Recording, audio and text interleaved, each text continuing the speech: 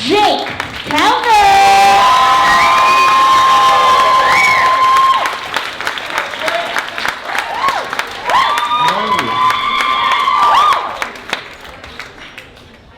So I started working at my company about 5 years ago, and pretty immediately my boss, Jason, took me under his wing. He taught me everything he knows, helped me build reputation as a PowerPoint wizard, which I know it's really only a flex when you're like an 8th grader, but I'm a consultant, so it's kind of like the same thing.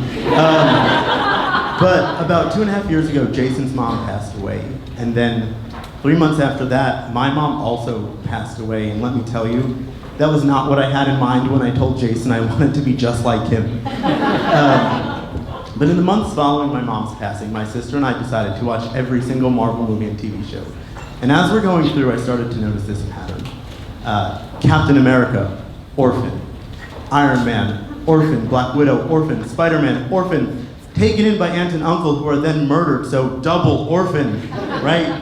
I'm not gonna include Thor on this list though, because despite Thor missing his mommy being a plot point and him looking 35, he was actually 1,500.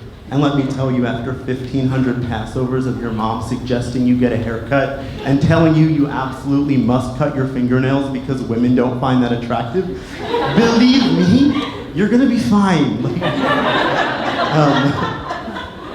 One night after watching the Marvel movie though, I come upstairs from my basement and I find my grandparents sitting at our kitchen table, staring at their phones, and I go, "What are you guys doing?"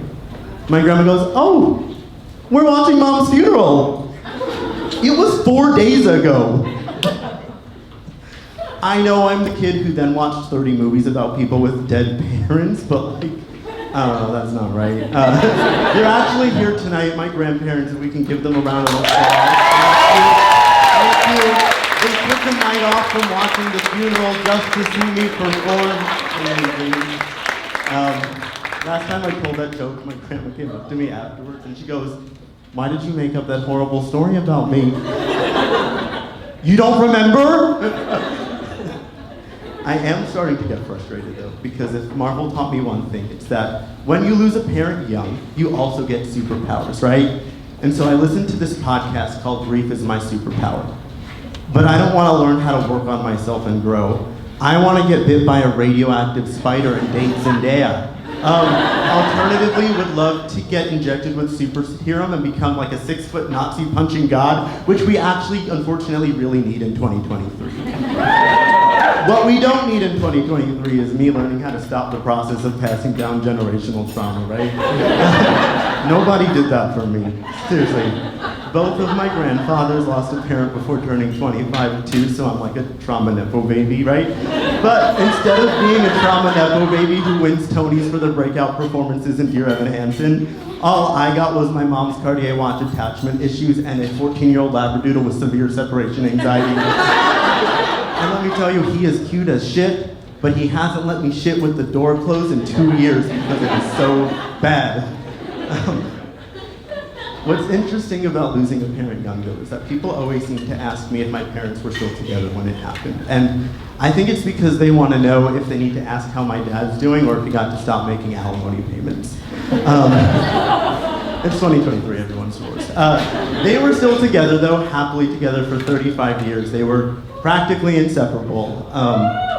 So much so that when people ultimately do ask me, "Jake, how's your dad doing?" I always say the same thing, which is a little piece of him died that day.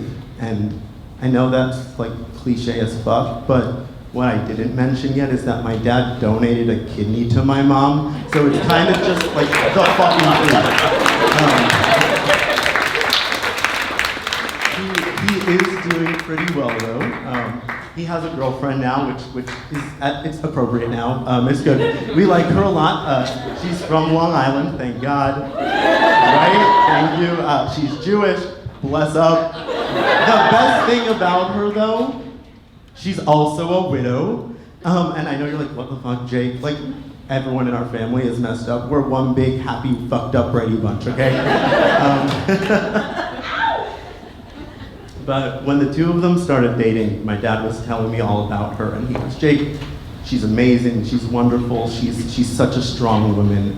She actually had a bone marrow transplant a couple years ago." And I stopped him in his tracks, and I was like, "Dad, Most kids in my position would be worried about like some gold digger trying to steal your money.